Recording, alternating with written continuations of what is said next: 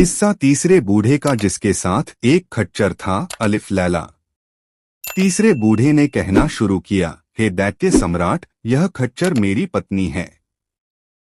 मैं व्यापारी था। एक बार मैं व्यापार के लिए परदेश गया। जब मैं 1 वर्ष बाद घर लौटकर आया तो मैंने देखा कि मेरी पत्नी एक हबशी गुलाम के पास बैठी हासविलास और प्रेमालाप कर रही है। यह देखकर मुझे अत्यंत आश्चर्य और क्रोध हुआ और मैंने चाहा कि उन दोनों को दंड दूं। तभी मेरी पत्नी एक पात्र में जल ले आई और उस पर एक मंत्र फूंककर उसने मुझ पर अभिमंत्रित जल छिड़क दिया, जिससे मैं कुत्ता बन गया। पत्नी ने मुझे घर से भगा दिया और फिर अपने हासविलास में लग गई। मैं इधर उधर घूमता रहा, फिर भूख से व्याकुल होकर एक कसाई की दुकान पर पहुंचा और उसकी फेंकी हुई हड्डियां उठाकर खाने लगा। कुछ दिन तक मैं ऐसा ही करता रहा। फिर एक दिन कसाई के साथ उसके घर जा पहुंचा। कसाई की पुत्री मुझे देखकर अंदर चली गई और बहुत देर तक बाहर नहीं निकली। कसाई ने कहा, तू अंदर क्या कर रही है, बाहर क्यों नहीं आती? लड़की बोली, मैं अपरिचित पुरुष के सामने कैसे जाऊं? कसाई ने इधर उधर देखकर कहा कि यहाँ तो कोई अपरिचित पुरुष नहीं दिखाई देता, तू किस पुरुष की बात कर रही है?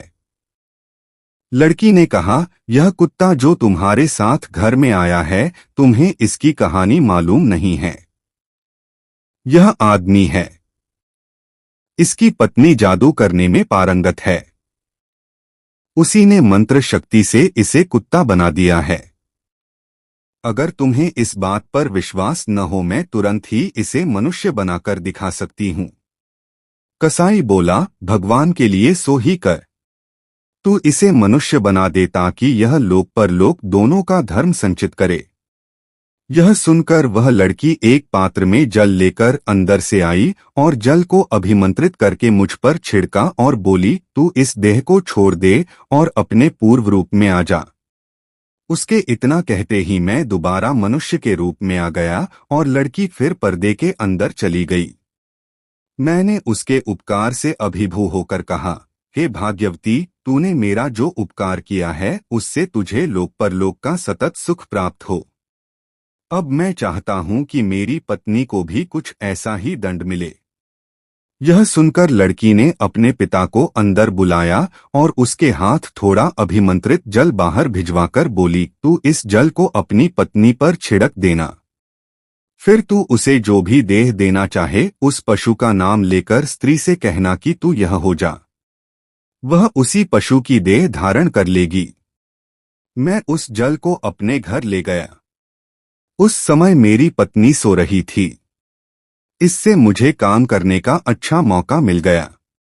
मैंने अभिमंत्रित जल के कई छींटे उसके मुंह पर मारे और कहा, तू स्त्री की देह छोड़कर खच्चर बन जा। वह खच्चर बन गई और तब से मैं इसी रूप में अपने साथ लिए घूमता हूँ। शहरजाद ने कहा, बादशाह सलामत। जब तीसरा वृद्ध अपनी कहानी कह चुका तो दैत्य को बड़ा आश्चर्य हुआ। उसने खच्चर से पूछा कि क्या यह बात सच है जो यह बूढ़ा कहता है? खच्चर ने सिर हिलाकर संकेत दिया कि बात सच्ची है। तत्पश्चात दैत्य ने व्यापारी के अपराध का बचा हुआ तिहाई भाग भी क्षमा कर दिया और उसे बंधन मुक्त कर दिया। उसने व्यापारी से कहा, तुम्हारी जान आज इन्हीं 3 वृद्ध जनों के कारण बची है। यदि ये लोग तुम्हारी सहायता न करते तो तुम आज मारे ही गए थे। अब तुम इन तीनों के प्रति कृतज्ञता प्रकट करो। यह कहने के बाद दैत्य अंतर्ध्यान हो गया। व्यापारी उन तीनों के चरणों में गिर पड़ा। वे लोग उसे आशीर्वाद देकर अपनी अपनी राह चले गए और व्यापारी भी घर लौट गया और हंसी खुशी अपने परिजनों के साथ रहकर उसने पूरी आयु भोगी।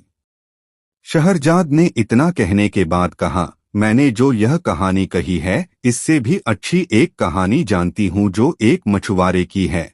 बादशाह ने इस पर कुछ नहीं कहा, लेकिन दुनियाजाद बोली, बहन, अभी तो कुछ रात बाकी है। तुम मछुआरे की कहानी भी शुरू कर दो। मुझे आशा है कि बादशाह सलामत उस कहानी को सुनकर भी प्रसन्न होंगे। शहरयार ने वह कहानी सुनने की स्वीकृति भी दे दी। शहरजाद ने मछुआरे की कहानी इस प्रकार आरंभ की। भाइयों बहनों, कैसा लगा हमारा प्रोग्राम? और भी अच्छे प्रोग्राम देखने के लिए हमारे इस चैनल को सब्सक्राइब, शेयर और लाइक करके सपोर्ट करें। दोस्तों, 1 लाख सब्सक्राइबर करने की मेहरबानी करें प्लीज।